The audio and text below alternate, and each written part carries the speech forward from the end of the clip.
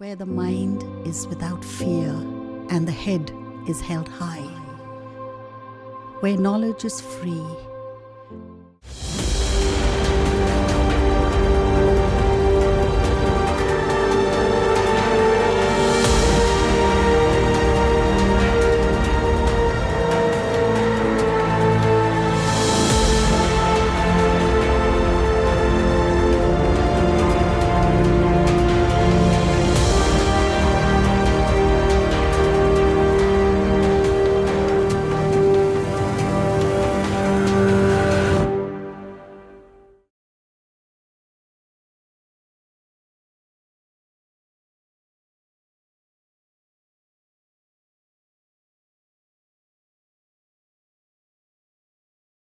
Good morning, আমার নাম সুপ্রতিম রায়। আমি অক্রম স্কুলের বায়োলজির টিচার। আমি এখানে আজকে ক্লাস 9-এর চ্যাপ্টার 2 জীবন সংগঠনের স্তর এই অংশটুকুকে পড়াবো। তার মধ্যে থেকে যে অংশটুকু পড়াবো আজকে প্রথম থেকে একটু শুরু করছি। যে আমাদের এই জীবন সংগঠনের স্তর বলতে বোঝাচ্ছে যে আমাদের যে জীবন লাইফ, তার মধ্যে আমাদের কি কি উপাদানগুলো রয়েছে সেই উপাদানগুলোকে নিয়ে আমরা আজকে একটু নিয়ে আলোচনা করব। তো এই উপাদানগুলোর মধ্যে জৈব উপাদান এবং অজৈব উপাদান, এই দুই ধরনের উপাদানই আমাদের রয়েছে এবং এই দুই ধরনের উপাদানই আমাদের জীবনের যে সংগঠন, অর্থাৎ আমাদের যে জীবনটা যে তৈরি হয়েছে, কিভাবে তৈরি হয়েছে, সেই অংশ উপাদানগুলোকে নিয়ে আমরা আজকে এখানে একটুখানি আলোচনা করছি। তো প্রথমে আসা যাক যে অজৈব উপাদান। অজৈব উপাদানের মধ্যে আমাদের যে অংশগুলো রয়েছে তার মধ্যে রয়েছে জল, অ্যাসিড, ক্ষার, লবণ এবং গ্যাস। এই অজৈব উপাদানগুলো প্রত্যেকটা উপাদান আমাদের জীবন সংগঠনের জন্য ভীষণ গুরুত্বপূর্ণ। জল আমাদের জীবনের প্রত্যেকটা অংশের জন্য সেটা গুরুত্বপূর্ণ। আমাদের প্রত্যেকটা কোষের মধ্যে সেখানে জল রয়েছে, জলের মধ্যে আমাদের প্রচুর উপাদান রয়েছে। অ্যাসিডের মধ্যে আমাদের যে অংশগুলো রয়েছে সেই অ্যাসিড আমাদের ভীষণ ভাবে আমাদের জীবনের জন্য, সংগঠনের জন্য উল্লেখযোগ্য এবং গুরুত্বপূর্ণ। তার মধ্যে আমাদের রয়েছে তীব্র অ্যাসিড এবং মৃদু অ্যাসিড। ক্ষারের মধ্যেও রয়েছে, ক্ষারও আমাদের জীবনের সংগঠনের জন্য গুরুত্বপূর্ণ অংশ, সেখানেও তীব্র ক্ষার এবং মৃদু ক্ষার রয়েছে। আর রয়েছে লবণ। আমরা খাদ্য লবণ হিসেবে যেমন NaCl কে গ্রহণ করছি, তাছাড়াও আরো বহু লবণ রয়েছে, যে লবণগুলো আমাদের জীবনের যে সংগঠন রয়েছে সেই সংগঠনটাকে, অর্থাৎ জীবনটাকে তৈরি করার জন্য সেই উপাদানগুলো, সেই লবণ আমাদের ভীষণভাবে গুরুত্বপূর্ণ। লবণের মধ্যে আমরা কয়েকটা ভাগ পাবো, 3টে প্রধান ভাগ পাবো। যার মধ্যে রয়েছে সমিত লবণ, যেমন HCl থেকে NaCl তৈরি হচ্ছে, সেটা আমাদের প্রতিনিয়ত এই NaCl অর্থাৎ সোডিয়াম ক্লোরাইড, এটা আমাদের খাদ্য লবণ, সেটা আমাদের ভীষণ গুরুত্বপূর্ণ। অর্থাৎ আমাদের খাদ্য উপাদানের মধ্যে লবণকে থাকতেই হবে। আমাদের পেশির কাজ, আমাদের স্নায়ুতন্ত্রের কাজ ইত্যাদি বিভিন্ন কাজ তার মধ্যে সেই লবণ কাজ করছে। তার মধ্যে রয়েছে আরো কিছু লবণ, যেমন আম্লিক লবণ বা বাই লবণ বলা আছে, যেমন সোডিয়াম বাইসালফেট, এবং ক্ষারীয় লবণ হচ্ছে গিয়ে ক্ষারীয় লেড নাইট্রেট, ক্ষারীয় লেড ক্লোরাইড ইত্যাদি। এবার আমরা চলে আসছি গ্যাস। গ্যাসের মধ্যে অক্সিজেন এবং কার্বন ডাই অক্সাইড, এই দুটো অংশ আমাদের ভীষণ গুরুত্বপূর্ণ। আমরা অক্সিজেনকে গ্রহণ করছি, কার্বন ডাই অক্সাইডকে ত্যাগ করছি। সালোক সংশ্লেষের সময় সবুজ উদ্ভিদ কার্বন ডাই অক্সাইডকে গ্রহণ করছে, অক্সিজেনকে ত্যাগ করছে। কিন্তু সমস্ত জীবজগৎ শ্বসনের সময় তারা অক্সিজেনকে গ্রহণ করছে, কার্বন ডাই অক্সাইড ত্যাগ করছে। তাহলে এই যে দুটো গ্যাসীয় উপাদান, এই গ্যাসীয় উপাদান আমাদের জীবন সংগঠনের জন্য ভীষণ গুরুত্বপূর্ণ। এবার আমরা আসছি কিছু জৈব উপাদান। অর্থাৎ জৈব উপাদান বলতে বোঝাচ্ছে আমরা জীবদেহ থেকে বা জীবজ উপাদান। জৈব উপাদান বলতে বোঝাচ্ছে জীবজ উপাদান। এই জীবজ উপাদানের মধ্যে আমরা জানি যে সেখানে শর্করা রয়েছে, প্রোটিন রয়েছে এবং ফ্যাট রয়েছে। এই শর্করা, প্রোটিন এবং ফ্যাট আমাদের যে কোনো খাদ্য আমরা যে গ্রহণ করছি, আমাদের প্রত্যেকটা খাদ্য উপাদানের মধ্যে সেখানে এই শর্করা, প্রোটিন এবং ফ্যাট জাতীয় খাদ্যগুলো থাকছে।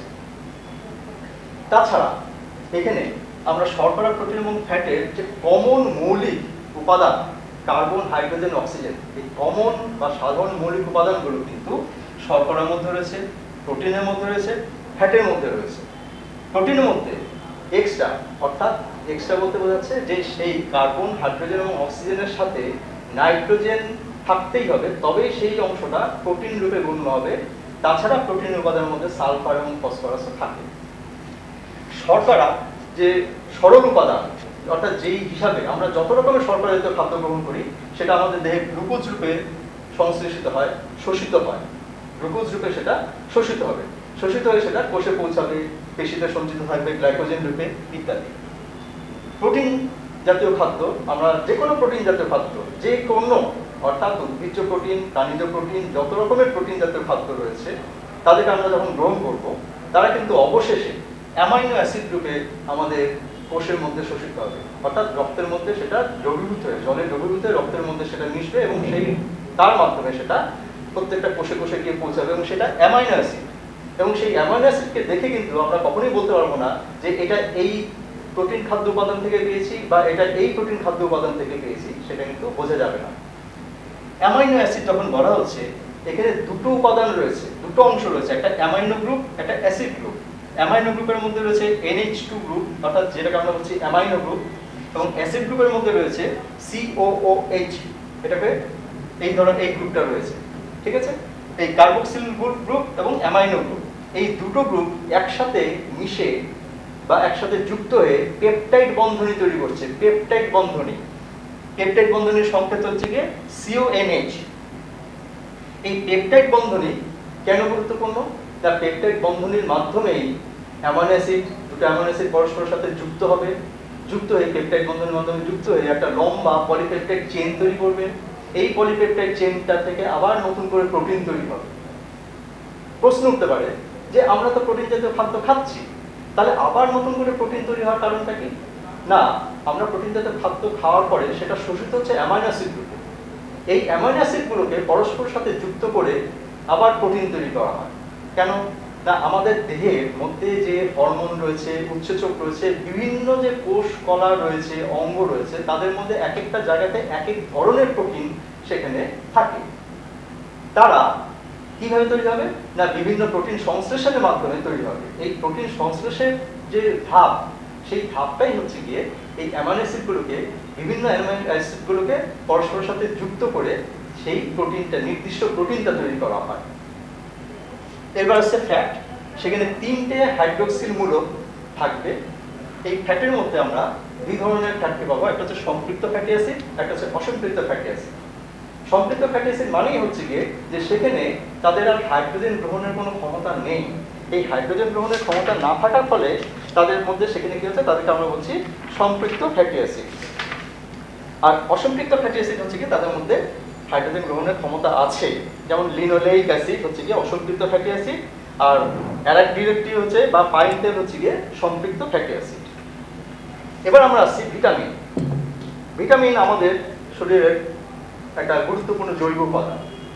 আমরা ভিটামিনকে খাদ্য উপাদানের মধ্যে ফেলি, অর্থাৎ আমাদের যে খাদ্য উপাদান রয়েছে সেই খাদ্য উপাদানের মধ্যে আমরা 6টা খাদ্য উপাদান আমরা করে থাকি: শর্করা, প্রোটিন, ফ্যাট, ভিটামিন, খনিজ লবণ এবং জল। তো এই ভিটামিন, খনিজ লবণ, জল, এই যে উপাদানগুলো রয়েছে, এই পরের যে 3টে উপাদান, এই পরের 3টে উপাদান কিন্তু আমরা শর্করা, প্রোটিন, ফ্যাট জাতীয় খাদ্য যখন গ্রহণ করছি তার মাধ্যমেই আমরা গ্রহণ করি। অর্থাৎ আলাদা করে আমরা জল খাই ঠিকই, কিন্তু খনিজ লবণ বা ভিটামিন খুব প্রয়োজন না হলে বা কোনো ডক্টরের প্রেসক্রিপশন ছাড়া বা তাদের অ্যাডভাইস ছাড়া কিন্তু আমরা সেইগুলোকে চট করে গ্রহণ করি না। তো এই ভিটামিন বা খাদ্যপ্রাণ বলা হচ্ছে এই কারণে যে এটা প্রয়োজন আমাদের শরীরে খুব কম পরিমাণে, কিন্তু খুব গুরুত্বপূর্ণ ভূমিকা তারা পালন করছে। আমরা এখানে কয়েকটা মাত্র ভিটামিনকে নিয়ে একটু আলোচনা করবো সংক্ষিপ্ত। তার মধ্যে হচ্ছে ভিটামিন এ, যার রাসায়নিক নাম হচ্ছে রেটিনল বা অ্যাজেরপ্টল। তো এরা রাতকানা রোগ, অর্থাৎ এরা আমাদের চোখের রেটিনার মধ্যে যে রড কোষ রয়েছে, রড কোষের একটা প্রধান উপাদান হচ্ছে ভিটামিন এ। তো এই ভিটামিন এ যদি অভাব হয় তাহলে রড কোষটা নষ্ট হবে। রড কোষ নষ্ট হয়ে গেলে আমরা যে কম আলোতে যে দেখতে পাই সেটা কিন্তু আমরা দেখতে পাবো না। সেই জন্য ভিটামিন এর অভাব হলে রাতকানা রোগ হয়, নাইট ব্লাইন্ডনেস বলা হয় এটাকে। এবার আছে ভিটামিন ডি, ক্যালসিফেরল বলা হচ্ছে। এটা আমাদের সূর্যরশ্মি আমাদের ত্বকের মধ্যে যখন পড়বে তখন সেখানে আর্গোস্টেরল থেকে, সেখান থেকে আমাদের সেই ভিটামিন ডিটা তৈরি হয়ে যায়। ঠিক আছে, আচ্ছা, এটা আমাদের অস্থি এবং দাঁত গঠনে সাহায্য করছে। এবার আছে ভিটামিন ই, যার নাম রাসায়নিক নাম হচ্ছে টোকোফেরল। এটা মাতৃস্তনের দুগ্ধকরণ বৃদ্ধি করছে। আর বন্ধ্যাত্ব, এর অভাব হলে বন্ধ্যাত্ব রোগ হয়। ভিটামিন কে বা ফাইলোকুইনন বা ন্যাপথোকুইনন, এটা প্রথ্রমিনের মাত্রা স্বাভাবিক রাখছে, রক্তের মধ্যে প্রথ্রমিনের মাত্রা স্বাভাবিক রাখছে এবং রক্ততঞ্চনে সাহায্য করে। অর্থাৎ ভিটামিন কে যদি কম থাকে বা অভাব থাকে তাহলে রক্ততঞ্চন কেটে গেলে যে রক্তক্ষরণ হচ্ছে সেটাতে জমাট বাঁধবে, সেটা হতে সময় লাগে বা অনেক সময় নাও হতে পারে। Vitamin B complex, vitamin B complex বলা হচ্ছে এই কারণে, কমপ্লেক্স বলার অর্থটাই হচ্ছে যে এখানে অনেকগুলো ভিটামিন একসাথে থেকে এটা তৈরি করছে। কাজে ভিটামিন বি বলে নির্দিষ্ট কোনো একটা ভিটামিন নেই। এর মধ্যে যেমন রয়েছে ভিটামিন বি1, এর রাসায়নিক নাম হচ্ছে thiamine, B2 riboflavin, বি3 pantothenic acid, বি5 niacin, বি12 সায়ানোকোমোলামিন ইত্যাদি। তো এখানে এই বি5 বা নিয়াসিন এটাকে বলা হচ্ছে পিপি ফ্যাক্টর, বলা হচ্ছে পেলেগ্রা প্রিভেন্টিভ ফ্যাক্টর, অর্থাৎ পেলেগ্রা রোগকে প্রতিরোধ করে। ভিটামিন সি হচ্ছে অ্যাসকর্বিক অ্যাসিড। আমরা বিভিন্ন কারণে বিভিন্ন রকমভাবে আমরা লেবু জাতীয় যে সমস্ত ফলগুলো খাই, আমরা খাদ্য গ্রহণের সময় লেবু মেখে খাই বা বিভিন্ন কারণে লেবু আমরা ব্যবহার করি। এই যে কোনো লেবু জাতীয়, সাইট্রাস ফ্রুট বলা হয়, যে কোনো লেবু জাতীয় ফলের মধ্যে সেখানে ভিটামিন সি প্রচুর পরিমাণে আছে। এই ভিটামিন সি এর অভাবে স্কারবি রোগ হয়, দাঁতের মাড়ি ফুলে যাবে, দাঁতের মাড়িটা স্পঞ্জি হয়ে যাবে, দাঁতের গোড়া দিয়ে সেখানে রক্ত পড়বে ইত্যাদি। খনিজ লবণ, খনিজ মৌল, খনিজ মৌলের মধ্যে রয়েছে carbon, hydrogen, oxygen, nitrogen, calcium, phosphorus, sulphur. এই calcium, phosphorus, carbon, hydrogen, oxygen সম্পর্কে আগেই বলা হয়েছে যে আমাদের যে শর্করা, প্রোটিন, ফ্যাট রয়েছে তাদের প্রধান মৌলিক উপাদানের মধ্যেই রয়েছে সেখানে কার্বন, হাইড্রোজেন, অক্সিজেন।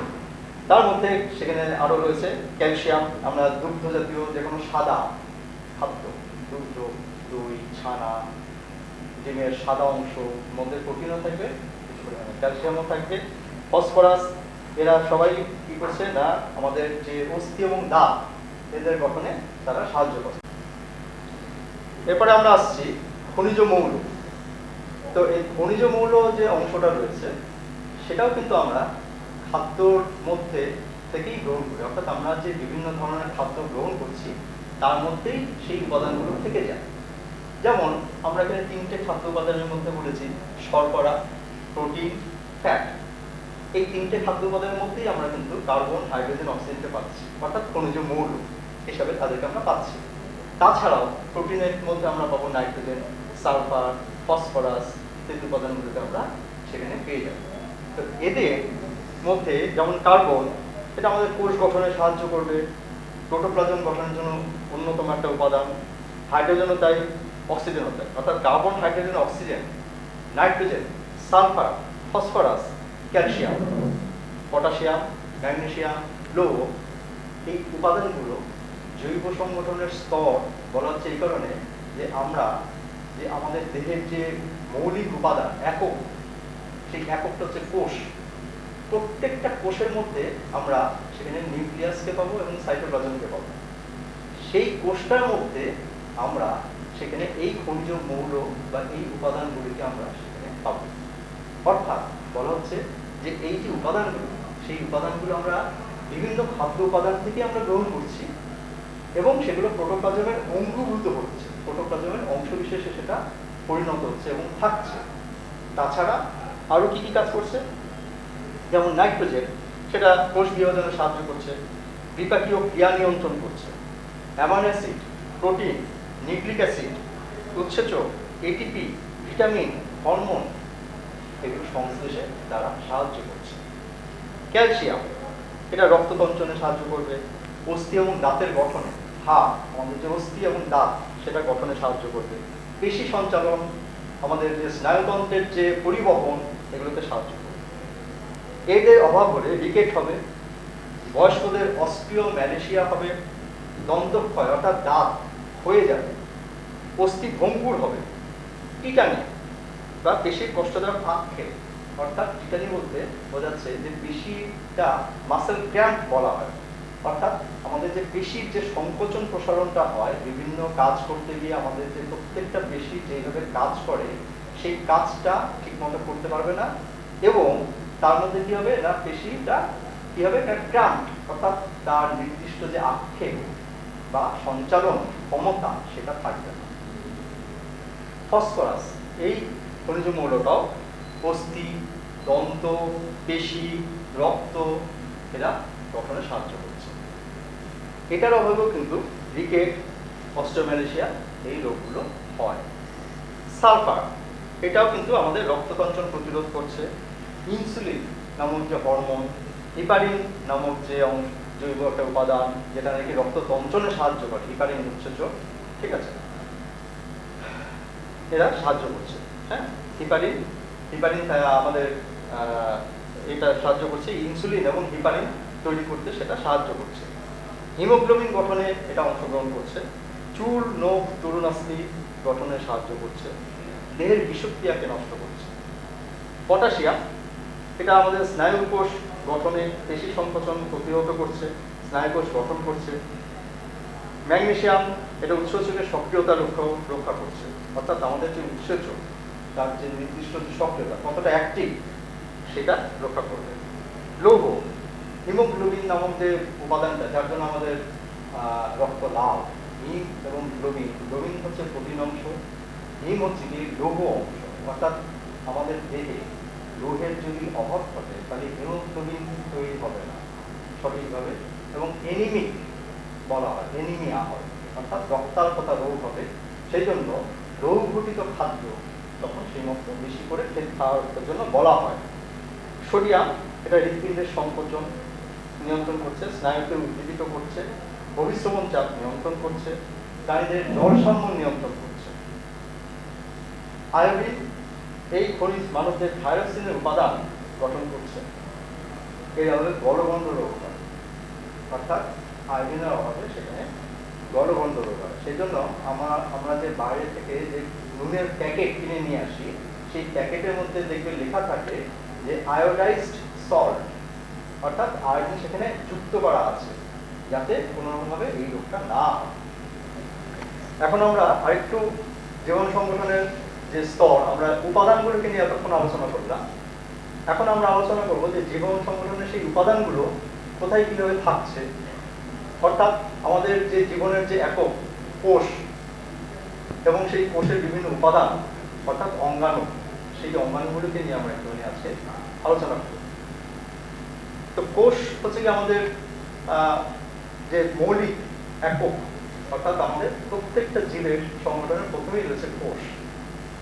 তো সেখানে আমরা এখানে প্রথমে যেই অংশগুলোকে নিয়ে আলোচনা করব তার মধ্যে প্রথমে রয়েছে কোষ প্রাচীর। আমরা শুরু করছি কোষ প্রাচীর দিয়ে।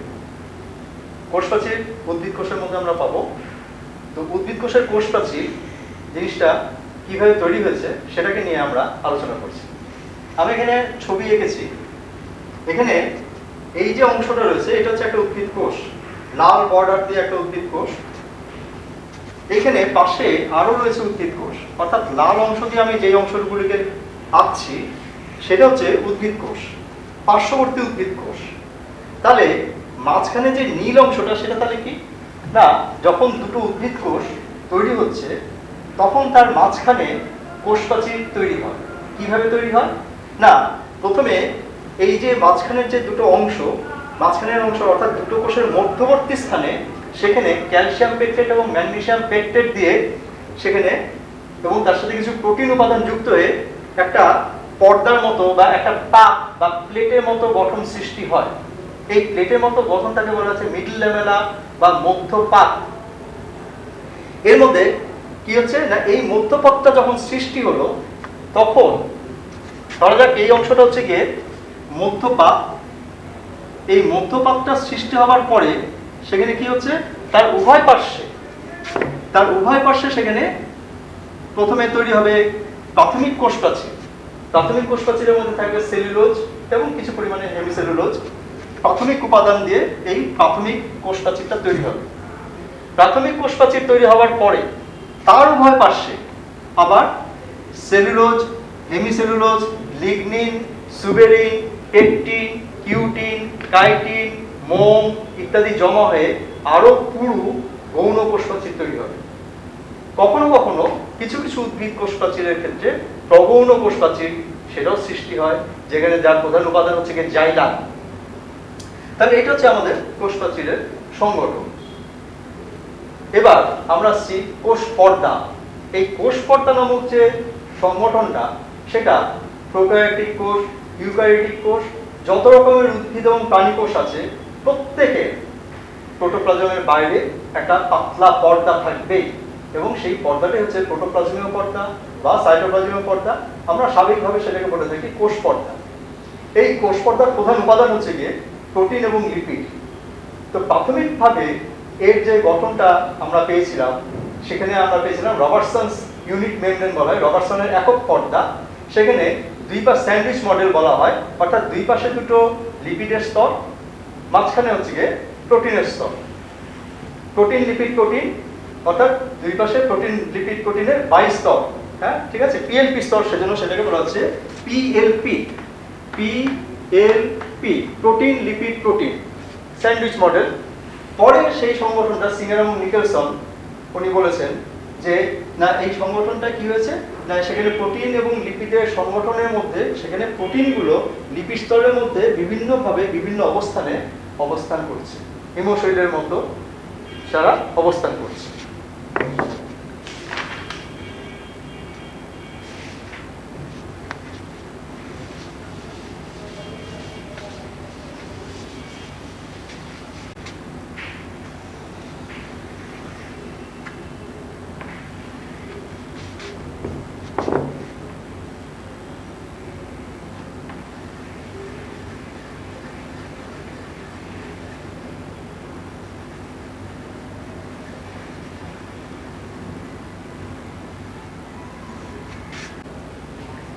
আমরা শুরু করছি নিউক্লিয়াসের গঠন।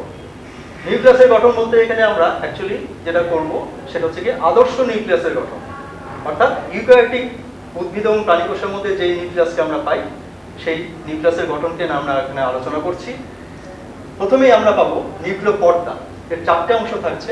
প্রথমে একদম বাইরের দিকে থাকছে নিউক্লিয় পর্দা। এই নিউক্লিয় পর্দা দুটি একক পর্দার সমন্বয়ে তৈরি হয়েছে, এবং দুটি পর্দার অন্তর্বর্তী স্থানকে বলা হচ্ছে পেরি নিউক্লিয়ার সিস্টার্নি।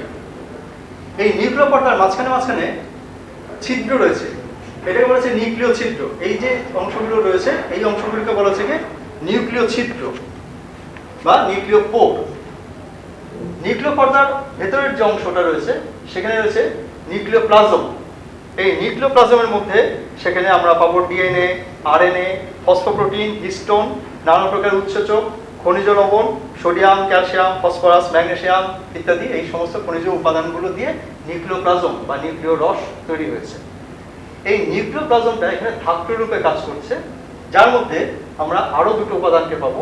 একটা হচ্ছে নিউক্লিওলাস, যেটা নাকি নিউক্লিয়াসের মধ্যে আরো ঘন গোলাকার একটি বস্তু, যার মধ্যে আমরা 4টি উপাদানকে পাবো। একটা উপাদান হচ্ছে অনিয়তাকার অঞ্চল, একটা হচ্ছে দানাদার অঞ্চল, একটা হচ্ছে সূত্রাকার অঞ্চল, এবং আরেকটি হচ্ছে ক্রোমাটিন অঞ্চল। নিউক্লিয়াসের পরে এখানে বাদবাকি অংশটা জুড়ে সেখানে সুতোর মতো কুণ্ডলীকৃত অংশ দেখতে পাওয়া যাবে, যাকে বলা হচ্ছে নিউক্লিয় জালিকা বা ক্রোমাটিন জালিকা, বা যারা নাকি পরবর্তীতে ক্রোমোজোম সৃষ্টি করছে। অর্থাৎ এই ক্রোমোজোম নামক যে অংশটা, সেই অংশটা এই ক্রোমোজোম থেকেই, ক্রোমাটিন জালিকা থেকেই উৎপন্ন হয়। তারা সেখানে নিউক্লিয় প্লাজমের মধ্যে সূত্রাকার অর্থাৎ সরু সুতোর মতো অংশ হিসেবে পেঁচিয়ে কুণ্ডলীকৃত হয়ে অবস্থান করছে। নেক্সট আমরা আসছি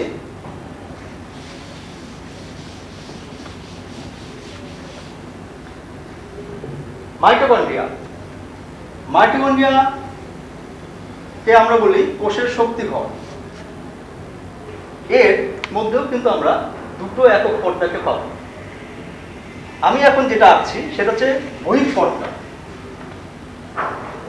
অন্তঃপর্দা যেটা রয়েছে, অন্তঃপর্দাটা ভেতরে এরকম আঙুলের মতো ভাঁজ হয়ে হয়ে অবস্থান করছে।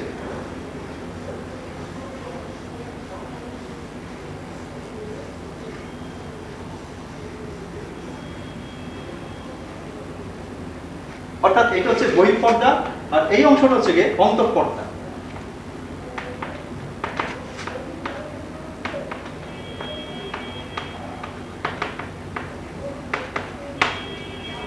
দুটো পর্দার মধ্যবর্তী স্থানকে বলা হচ্ছে পেরি মাইটোকন্ড্রিয়াল স্পেস। এই যে স্থানটা রয়েছে এবং আঙুলের মধ্যে যে অভিক্ষেপটা অন্তঃপর্দা ধাত্রের মধ্যে যে অভিক্ষেপ সৃষ্টি করেছে সেটাকে বলা হচ্ছে কি ক্রিস্টি। ক্রিস্টি এই কৃষ্টির মধ্যে বাইরের দিকে টেনিস র্যাকেটের মতো অসংখ্য গঠন দেখতে পাওয়া যায়, যাদেরকে বলা হয় ফার্নান্ডেজ মোরান অধঃএকক বা F1 পার্টিকেল। সাধারণভাবে এটাকে আমরা F0 F1 পার্টিকেল বা অক্সিজম বলে থাকি। মাইটোকন্ড্রিয়া আমাদের কোষের মধ্যে শক্তি উৎপন্ন করে, সেজন্য এটাকে মাইটোকন্ড্রিয়াকে কোষের শক্তি ঘর বলা হয়। অর্থাৎ এখানে বিভিন্ন পদ্ধতির মাধ্যমে সেখানে এটিপি, ফসফোরাইলেশনের মাধ্যমে সেখানে এটিপি উৎপন্ন হয়।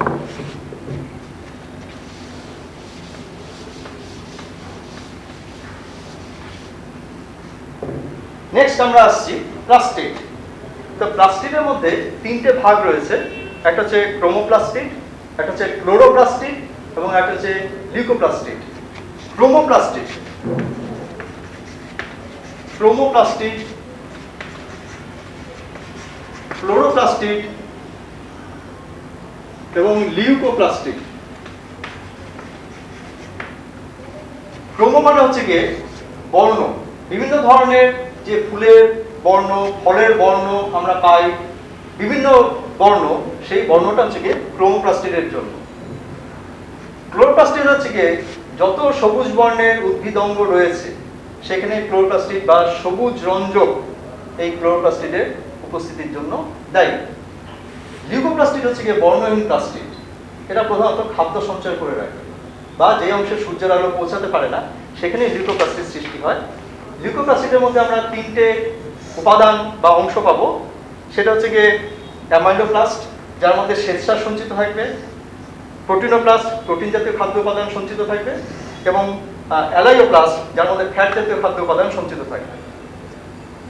আমরা এখানে ক্লোরোপ্লাস্টিডের গঠনটাকে নিয়ে একটু আলোচনা করব। ক্লোরোপ্লাস্টিডের গঠনের মধ্যে সেখানে দুটি একক পর্দা থাকবে।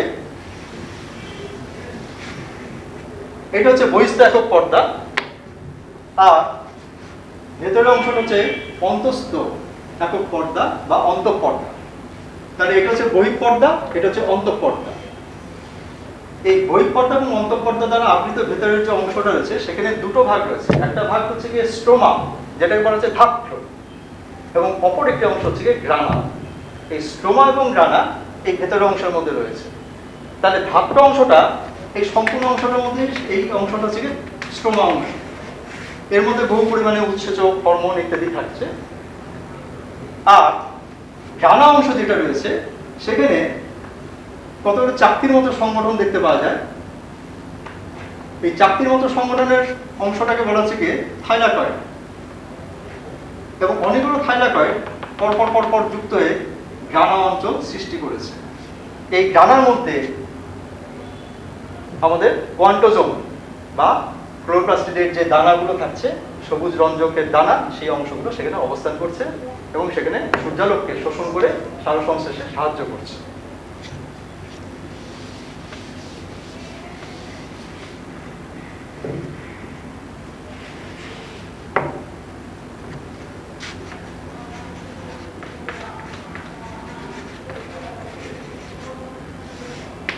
লাইসোজোম,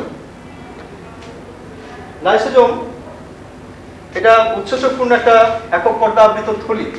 উৎসেচকপূর্ণ এবং একক পর্দা দ্বারা আবৃত থলি, এর মধ্যে প্রচুর পরিমাণে উৎসেচক থাকে এবং একে সুইসাইড ব্যাগ বলা হয়।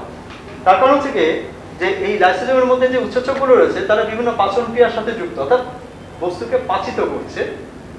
কখনো কখনো এই পাচন উৎসেচকের দ্বারা লাইসোজোম নিজেই পাচিত হয়ে যায়, অর্থাৎ ধ্বংস হয়ে যায়। সেজন্য লাইসোজোমকে সুইসাইড ব্যাগ বলা হয়।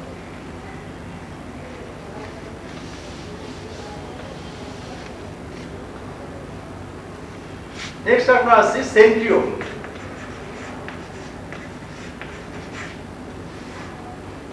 সেন্ট্রিওল কোষ বিভাজনে অংশগ্রহণ করে এবং বেমতন্তু গঠনে সাহায্য করে। এটা দুই মুখ খোলা পিপের মতো একটা সংগঠন। এই দুই মুখ খোলা পিপের মতো যে সংগঠনটা রয়েছে,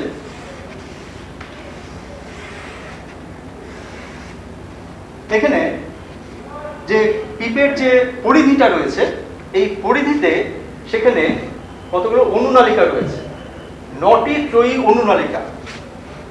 9টি ত্রয়ী, ত্রয়ী মানে 3টি, ত্রয়ী মানে 3 অনুনালিকা।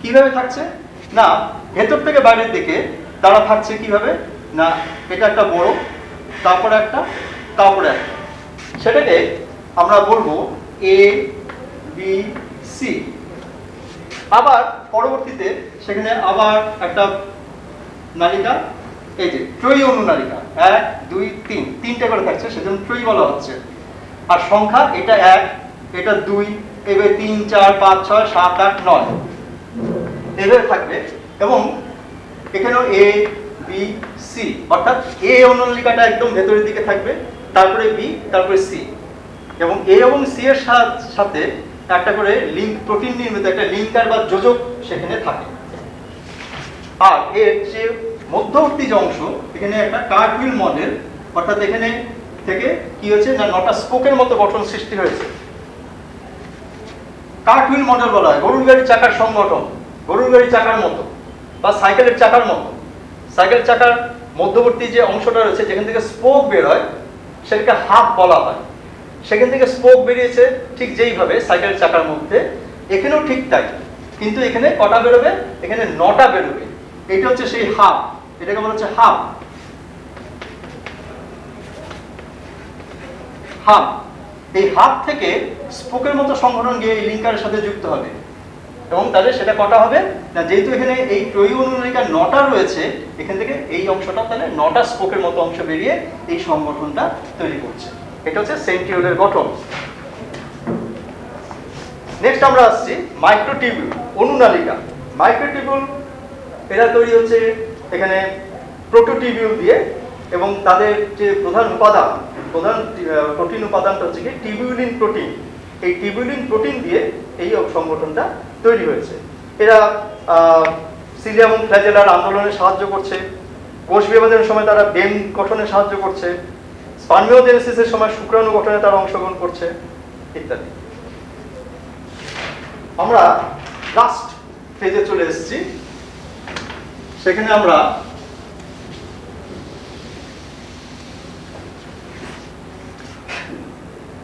যেটা করব সেটা হচ্ছে প্রোক্যারিওটিক কোষ এবং ইউক্যারিওটিক কোষ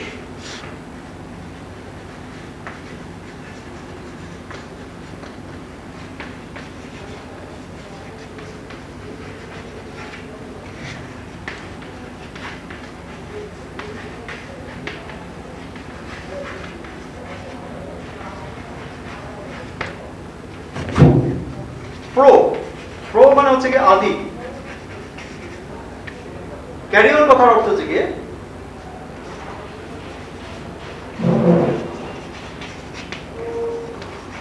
নিউক্লিয়াস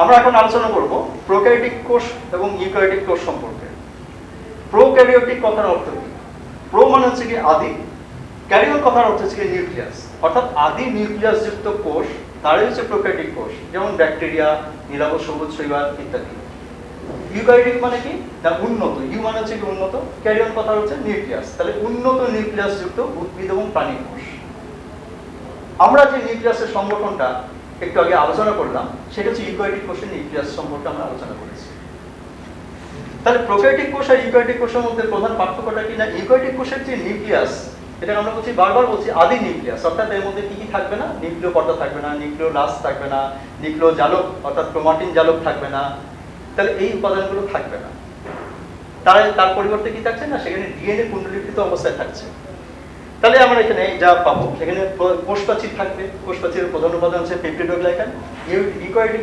কোষপ্রাচীরের প্রধান উপাদান হচ্ছে সেলুলোজ তার সাথে অন্যান্য আরো উপাদান থাকছে কোষ অঙ্গাণু এখানে পর্দা ঘেরা কোনো কোষ অঙ্গাণু পাবো না প্রোক্যারিওটিক কোষের মধ্যে আমরা পর্দা ঘেরা কোনো কোষ অঙ্গাণু পাবো না অর্থাৎ পর্দা ঘেরা বলতে একক পর্দা যেই কোষ পর্দার গঠন আমরা পড়েছি সেই ধরনের কোনো কোষ পর্দা দ্বারা আবৃত কোনো কোষ অঙ্গাণু সেখানে আমরা পাবো না ইউক্যারিওটিক কোষের মধ্যে সেখানে আমরা পাবো রাইবোজোম 70s প্রকৃতির ইউক্যারিওটিক কোষে রাইবোজোম হচ্ছে 80s প্রকৃতির ক্রোমোজোম থাকবে না সেটা আমরা আগেই বলেছি এখানে ক্রোমোজোম থাকবে কোষ বিভাজন এখানে হবে মাইটোসিস পদ্ধতিতে এখানে মাইটোসিস এবং মিয়োসিস সেখানে সংঘটিত হয় ডিএনএ প্রোটিনের সাথে যুক্ত থাকবে অর্থাৎ নগ্ন প্রোটিনের সাথে কোনো রকমভাবে সেখানে ডিএনএ যুক্ত থাকবে না ঠিক আছে অর্থাৎ নেকেড ডিএনএ শুধুমাত্র ডিএনএ তন্তুটাই থাকবে, আর এখানে প্রোটিনের সাথে যুক্ত অবস্থায় থাকবে। আমরা এখানে জীবন সংগঠনের স্তরের মধ্যে সেখানে আমরা যে অংশটুকু পড়লাম তার মধ্যে একদম শেষে আসছে উদ্ভিদ কোষ এবং প্রাণী কোষ। অর্থাৎ উদ্ভিদ কোষ এবং প্রাণী কোষ বলতে উদ্ভিদ কোষের মধ্যে আমরা যে যে উপাদানগুলো পাবো, যেমন সেখানে কোষপ্রাচীর, উদ্ভিদ কোষে কোষপ্রাচীর থাকবে, প্রাণী কোষে কোষপ্রাচীর থাকবে না। উদ্ভিদ কোষে পিনোসাইটিক গহ্বর গঠিত হয় না, প্রাণী কোষে পিনোসাইটিক গহ্বর গঠিত হবে। উদ্ভিদ কোষে ক্লোরোপ্লাস্ট থাকে, কিছু কিছু ব্যতিক্রম থাকে যেমন ছত্রাক। প্রাণী কোষের ক্ষেত্রে থাকে না, কিন্তু সেখানেও ব্যতিক্রম রয়েছে যেমন ইউক্লিয়ান এবং ক্রাইসামিবা, অর্থাৎ এদের মধ্যে ক্লোরোফিল অর্থাৎ সবুজ রঞ্জক থাকে। উদ্ভিদ কোষে সেন্ট্রোজোম থাকে না, প্রাণী কোষে সেন্ট্রোজোম থাকে। উদ্ভিদ কোষে লাইসোজোম সাধারণত থাকে না, প্রাণী কোষে লাইসোজোম থাকে।